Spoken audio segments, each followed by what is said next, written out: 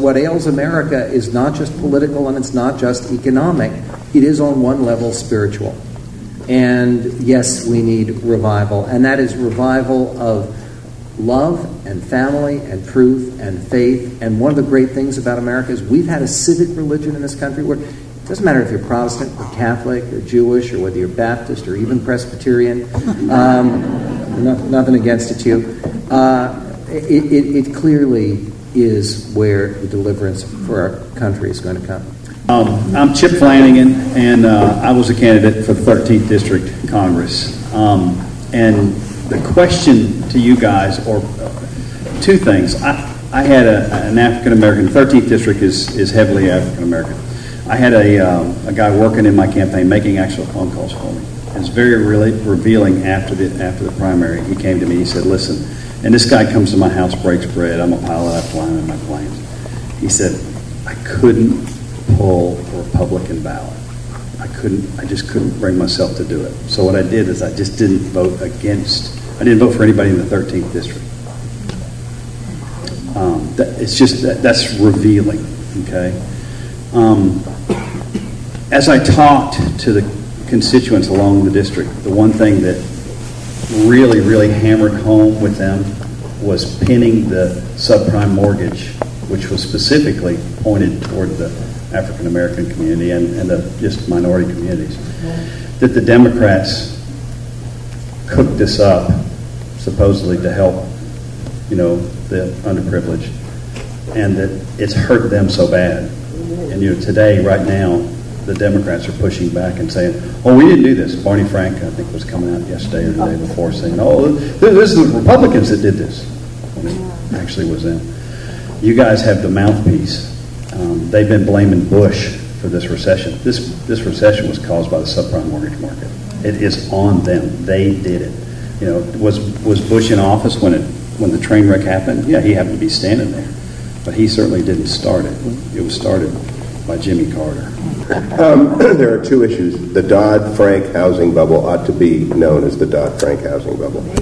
But as to not just black constituencies, but any inner city community, go see Waiting for Superman. The issue on which you engage these communities is on their schools, which have been abandoned and are held hostage to public unions. And when you see Waiting for Superman, you will understand that every parent, regardless of their color, cares about the fact that their kids receive a decent education, and public education in the inner city has failed.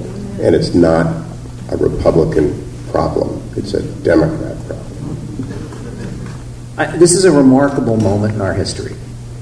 One of the things that drives me crazy is I worked in politics back in the 60s. My book, Right Turn, is about how I went from being a punk liberal activist to being a lovable conservative curmudgeon as part of the maturation process. And by the way, the secret was the three P's, which is parenthood, paychecks, and prayer. And they're all important. Back in the 60s and 70s when I worked in politics, every single campaign I ever worked in, candidates said, this is the most important election in our history. This is the most important. This is no ordinary campaign. They can't all be true. Sometimes it's an ordinary campaign.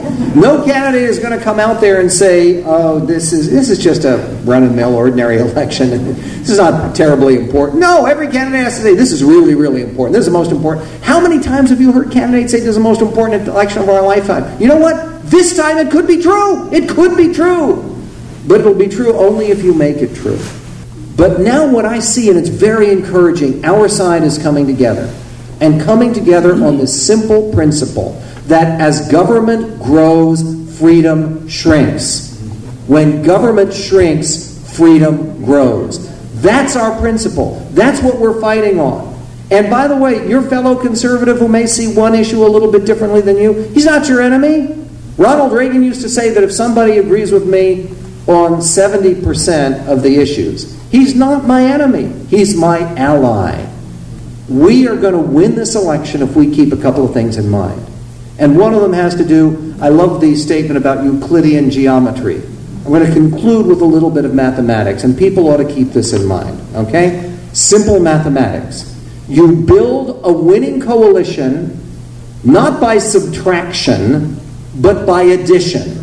Not by driving people out of your party, but by drawing people in. You build a winning coalition not by division, but by multiplication. Now, go out there and multiply. Go out there and add. And let's win this one for the Gipper. Amen.